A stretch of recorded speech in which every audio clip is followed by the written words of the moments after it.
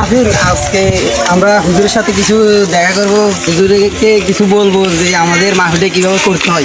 ঠিক আছে, যেহেতু হুজুর একজন ভালো আলেম, উনি তো আলেম সম্পর্কে কোনো ধারণা আছে, তাহলে আমরা হুজুরের কাছে যাই, হুজুরে আমাদেরকে ভালো একটা আলেম এনেছে। ঠিক আছে ঠিক আছে, আজকে এটার হুজুরের কাছে যাওয়াই দরকার, কারণ হুজুর তো বুঝে, আমরা তো ভাই এগুলোর সম্বন্ধে আমার কোনো জ্ঞান নেই, তবুও আমরা চাবো আঙ্গু করেন একটা আলেম আনার জন্য।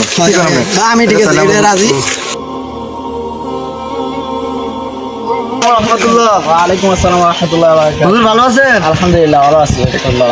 কেমন আছেন ভাই আপনি? আলহামদুলিল্লাহ ভালো আছি। তো হুজুর আপনি কই যাচ্ছেন? আমি তো একটু বাজার যাইতেছি। আমরাও তো আপনার সাথে দেখা করার জন্য আসছি। আর ভাই আমার তো একটু জরুরি কাজ আছে, আমি বাজারে যাচ্ছি। না একটুখানি সময় দেন আমাদেরকে, একটু সময় দিলে ভালো হয়। আচ্ছা ঠিক আছে, তাহলে তাড়াতাড়ি বলতে পারেন ভাই, আমার সময় একটু পারে। হুজুর আমরা যে কথাটা বলার জন্য আপনার কাছে আসছি, আমরা একটা যুব সমাজের উদ্যোগে আমাদের এলাকায় একটা ওয়াজ মাহফিলের আয়োজন করতে চাইতেছি। এখন ভাই আমরা তো মনে করেন মূর্খ মানুষ, আমরা জেনারেল লাইনে পড়াশোনা করি, ওই যে আলেম ওলামা সম্বন্ধে আমাদের কোনো জ্ঞান নাই, ধর্মীয় জ্ঞান আমাদের মধ্যে কম। তো আসছি আপনার কাছে যে হয়তো আপনি তো আলেম মানুষ, এগুলো সম্বন্ধে আপনারা ভালো বুঝেন, তো কোন মানে আমরা চাইতেছি ভালো কয়েকজন আলেম আনার জন্য। তো আপনার যেগুলো জানলো কয়েকজন আলেম সম্বন্ধে যদি ভালো জানেন, ওনারা ভালো, তো ওনাদের সাথে যোগাযোগ করিয়ে ওনাদেরকে আমরা আমাদের মাহফিলে আনার জন্য চেষ্টা করবো, যদি যোগাযোগ করে দেন। আপনাদের থেকে আমি একটা কথা জানতে চাই, আপনাদের নিজেদের ভিতরে কোনো আলেম নেওয়ার পরিকল্পনা কি আপনারা করেছেন, নাকি সোজা আমার কাছে এসেছেন, সেটা বলেন আগে। হ্যাঁ হ্যাঁ, আমরাও এটাও মানে আমরা এটা আরো আগ থেকে মানে কথা বলতে আসছি আমাদের দলের বাইরের সাথে, যে আমাদের একটা দল আছে, দলীয়ভাবে আমাদের বড় দুজন আলেম আছে, আমরা ওনাদের আনার জন্য।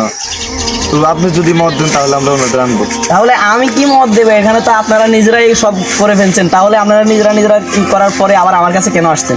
এটা তো আমার কাছে আসা আমি এটা ভালো মনে করি না।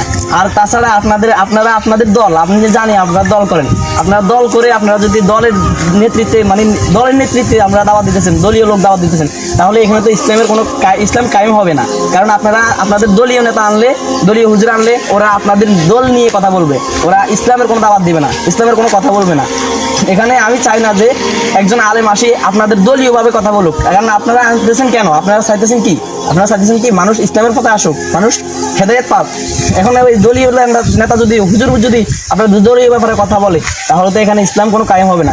আপনাদের কারণে এই সমাজ নষ্ট, আপনাদের কারণে এই এলাকা নষ্ট, আপনাদের কারণে যত মানুষ আছে তারা পথভ্রষ্টর দিকে যাইতেছে। কারণ তারা দল নিয়ে পারাপারি করবে, তারা ইসলামের পথে আসবে না, তারা নামাজ পড়বে না, তারা ওয়াজ শুনবে না, তারা শুধু আপনাদের কথাই শুনবে, আপনাদের কথা মতো চলাফেরা করবে।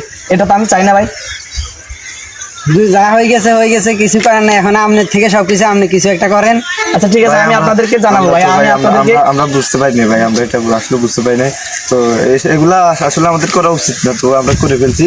আমরা ওনাদেরকে না করে দেবো, আপনার মতামত অনুযায়ী আমরা ভালো একজন আলেম আনার চেষ্টা করবো। ঠিক আছে, আমি আপনাদেরকে জানাবো ইনশাল্লাহ। আমি আপনাদেরকে আপনাদের যতজন হুজুর লাগে আমি আপনাদেরকে ভালো থেকে আপনাদেরকে দেবো, যেন সবাই মানুষ ইসলামের পথে আসে, যুব সমাজের কল্যাণ হয়, এটা এইভাবে আমি দেবো।